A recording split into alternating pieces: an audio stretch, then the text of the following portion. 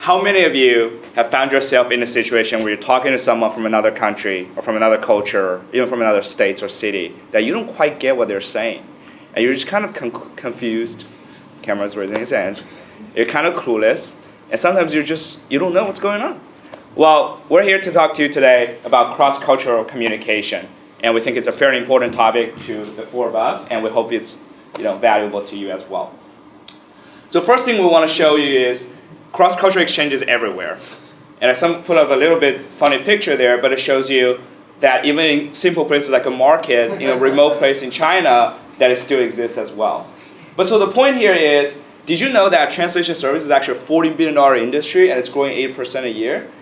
Did you know that 40% of your classmates here are from another country?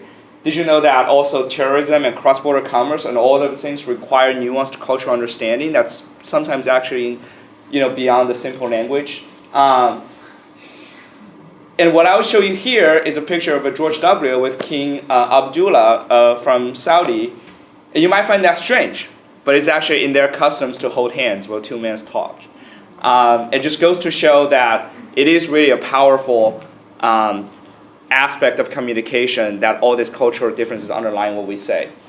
So the things we also want to point out is we haven't had a session on cross-cultural communication from this class, so we think it's underappreciated in some sense. And sometimes, we all speak English here, obviously, at the GSB, but it really belies some of the underlying differences that people don't really express from a purely linguistic perspective.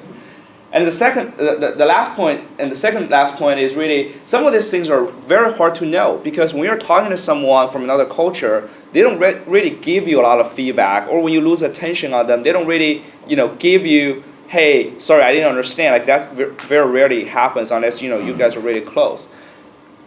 So, but the good news for all of you guys is we're here to help. So today we're going to talk to you guys about some of our personal stories from the past, what we experienced, and hopefully bring to you what JD terms, conscious incompetence. So you're aware, at least when you're talking to someone from another culture, that there's some things that are not going across. And lastly, we're going to offer you some advice and tips so you guys have a sense of, what maybe small things you can do to be very effective. So with that, I'm going to pass on to Fengsha, who's going to talk to you about some of the verbal communication challenges. Yes. So what we want you to take away from this class is to stay lit. We want you to listen, inquire, and test things out whenever you're talking to people who are from different cultures. But before we even do that, what are some things that might get into the way of that? Well, in Fred Jant's book, An Introduction to Intercultural Communication, there are 3 things that we consider to be barriers to communication when it comes to the aspect of listening. The first one is anxiety. How many of us have traveled the world and gotten to a new country and we're not really sure what the norms are, we're not really sure what the culture is, or how to shake hands or do those things. Anxiety is a number one reason that people are impacted, and it affects people's communication across cultures. A second one is judging other groups by your own culture. This may seem common sense, but you might think that everyone does the same things or acts the same way that you do when you go into a new environment, and that's another reason why people have found it really challenging to communicate with people in other cultures. A third reason is the same language, different meaning. Jess speaks English, I speak English, Ash and the other cohort speaks English, but I'm speaking Nigerian/American English, she's speaking British English, and Ash is speaking Australian English. We're all speaking the same language, but there are different words that mean different things, and it's important to be very aware that we might be using the same words, but to understand that there might be deeper meaning in those words. And so to bring it back to the GSB, what are some common mishaps that happen? How many of us have been in a class where someone has said something, go ahead and break a leg? I remember the first time I came to the US and someone told me to do that, I was really concerned and backed away slowly. But that's not what that means. It's an encouragement, maybe you're about to go on a show, but they're idiomatic expressions such as this, that if you're coming from another country, you may not be very familiar with what that means, and it's important to recognize that you may have to explain that to another person. Another expression is references. A professor in class asked someone a question to which no one answered, and she proceeds to say, Bueller, Bueller, Bueller. Who knows what I'm talking about? This is a reference to Ferris Bueller's Day Off. Now, in a class like this, where the class is 40% international, you may not know what that means. And you've lost 40% of your class, and they are lost. They've missed the entire message of what you're trying to get across. we're very guilty of this, especially at the GSB, and it's very important to be aware that when you make movie or TV or even sports references, then not everyone's going to understand what you're referring to. The third one are non-existent words, and what I mean by that is if for example, if you're speaking Spanish, there's a word that's used in Spanish but the word does not exist in English. Those are very difficult to transfer from one language to the other, and if you find a word that's very close, some of that meaning is also lost. So being very aware of what that means. So that's it for verbal communication. Remember to stay lit, and I'll pass it on to Willem. So when I was 5 years old, my family moved from the U.S. to Mexico. We made wonderful Mexican friends there. They taught us local customs, traditions, and then gestures as well. So some of these gestures included thank you and mucho, which is also kind of a lot, or it can also mean it's crowded here. So then about a year and a half later, we picked up and moved to Argentina.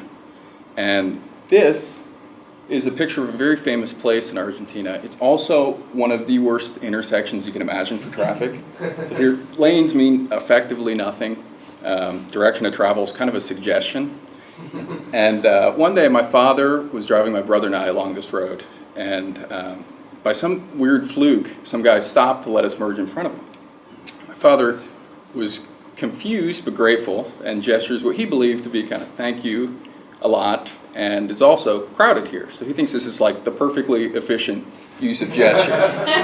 And like from 1 second to the next, this guy goes from this calm, relaxed guy letting us in front of him to this kind of maniacal, road raging monkey man who jumps out of his car and starts like beating on the hood and the windows of our car. So at this point, I'm really thankful that when my father steps out of the car, his physical stature alone is enough to kind of resolve this issue.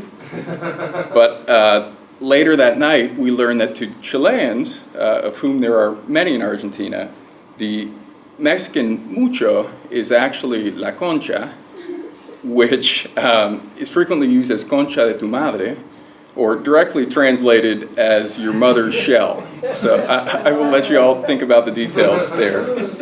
But this was an example of a dangerous assumption you don't want to make about nonverbal communication. So while it can be an extremely effective and useful tool, I urge you all to be both aware and respectful of not only the obvious differences in kind of personal space or gestures, although I guess not that obvious to my father, or eye contact, but also kind of the more subtle and nuanced differences in the cultural understanding of time, kind of the pace of activity, and the use of silence, and also the use of touch. So with that, I'm going to turn it over to George. Thank you, Willem. That was the Mexican thank you, not a suggestion about Willem's mother, who I'm sure is a wonderful lady. Has anyone in here ever used a translator? Has anyone? It's a very interesting and challenging experience. I was in the military and I served in the Middle East and then in Southeast Asia. And a lot of the partners that we worked with to mentor and conduct their own missions didn't speak English. They either spoke a language of Afghanistan or Tagalog, which is a language in the southeastern Philippines. So I often found myself dealing with translators. And so the tools that I'm going to share with you today are things that I learned the hard way through a lot of sweat and tears and embarrassment. One of those that I'd like to highlight is that humor doesn't translate nearly as well and through another language, particularly through the filter of a translator. If you can imagine, the downside of really offending someone in another language is huge, and trying to get a small chuckle out of someone isn't even worth the risk. My advice to you, don't try and make a joke through a translator. Something that I am very guilty of is that when I would have meetings, I would speak to my translator and I would lose rapport with the audience that I was actually trying to speak to. So I would maintain a conversation and eye contact with one individual as he or she was meant to translate to the audience. And I completely isolated and marginalized this person because I focused on the translator. So I'd encourage you, if you're ever using a translator, in fact, just be mindful to maintain rapport and body language and eye contact with your intended audience, not your translator. Something that to me seemed intuitive as I looked back and having made these mistakes is something about preparation. Sit down and present with your translator or share your slides with your translator prior to the actual event so that they can proofread and help you out and actually you own your own message. Something that's unique about translators is that you think you have your own microphone, but what the audience actually hears is the translator's message, not your own. So if you're going to own your message, make sure that you craft it exactly how you want it and practice with your translator. There's a number of other things that I have stories I would share with you, but we're running out of time. One of those is around jargon and colloquial phrases. I think we've learned a lot about that this morning through Willem's gestures as well as the sports metaphors. But I just want to reiterate it. Don't try and make a colloquial phrase through a translator, because it just isn't going to work well. And so when it comes to translators and then wrapping it up, what we really want you guys to take away is this cute little acronym we devised to stay lit.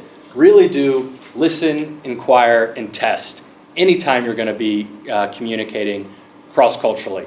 And lastly, we want to serve as resources for all of you going forward. So we've listed our contact information behind us and some of the geographies that we've exposed ourselves to. So if you ever find yourself either throughout your career at the GSB or after business school going to one of these geographies, drop us a note and we can give you some of the stories and lessons that we've learned the hard way so that you don't make the same mistakes that we did.